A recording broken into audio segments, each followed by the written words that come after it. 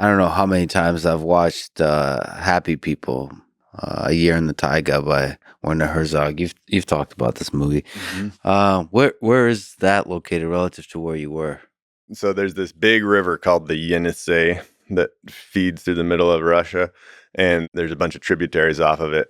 And one of the tributaries is called the Podkamenная Tunguska, and I was up that river. And just a little ways north is another river called the Bakhta, and that's where that village is where they filmed Happy People. So in Siberian terms, we're neighbors. But Nice. similar environment, similar place. That fur trapper that I was with knew the guy, in the films. What would you say about their way of life? Maybe in the way you've experienced it and the way you saw in Happy People.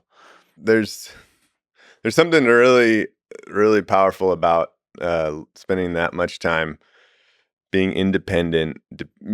Depending on what we talked about a little earlier, but you're putting yourself in these situations all the time where you're uncomfortable, where it's hard, but then you're rising to the occasion. You're making it happen. There's nobody when you're fur trapping by yourself. There's nobody else to look at, to blame for anything that goes wrong. It's just yourself that you're reliant on, and and there's something about the natural rhythms that you are in when you're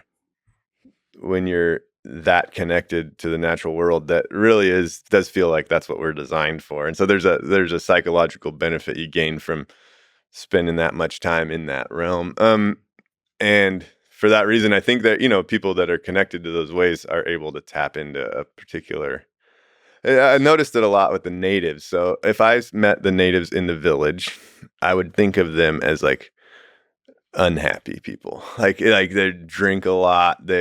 Uh they're always fighting. The murder rate is through the roof. The suicide rate's through the roof. But if you meet those same people out in the woods living that way of life, I thought these are happy people. And it's an interesting juxtaposition to be the same person. But then I lived in a native village that had the reindeer herding going on around it, and everybody kind of benefited because of that. I also went to a native village that they didn't hold those ways anymore, and so everybody was just in the village life, and it just felt like a dark place. Whereas the other native village, it was rough in the village because everybody drank all the time, but when it had that escape and it had that escape valve, and then once you're out there, it's just a whole different world, and it was such an odd juxtaposition. It's funny that the people that go trapping experience that happiness Mm-hmm. and still Mm-hmm. don't have a self-awareness to like stop themselves from then drinking and doing all the dark stuff when they go to the village. It's strange that you're not able to. You're in it, you're happy, but you're not able to sort of reflect on the nature of that happiness. It's really weird. I've thought about that a lot, and I don't know the answer. It's like there's a huge draw to comfort. And it's all multifaceted and somewhat Yeah. complex because you can be out in the woods and have this really cool life. I will say it's a little bit different for men than women because the men are living like the dream as far as like what I would like.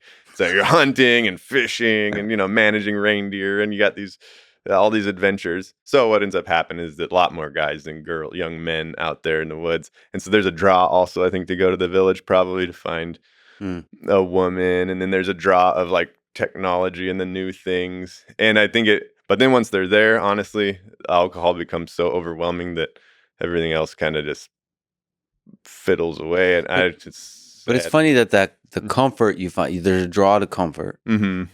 but once you get to the comfort, once you find the comfort, within that comfort, you become the lesser version of yourself. Mm-hmm. Yeah, oh, for It's sure. weird. What a We- lesson for us.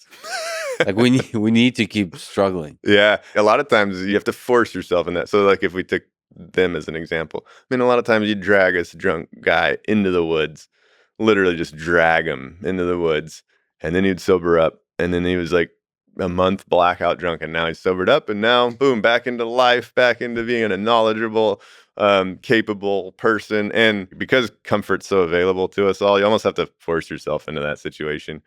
Plan it out. Okay, I'm gonna go. I'm gonna go do Do the that hard thing. and I'm gonna do that hard thing, and then deal with the consequences when I'm there.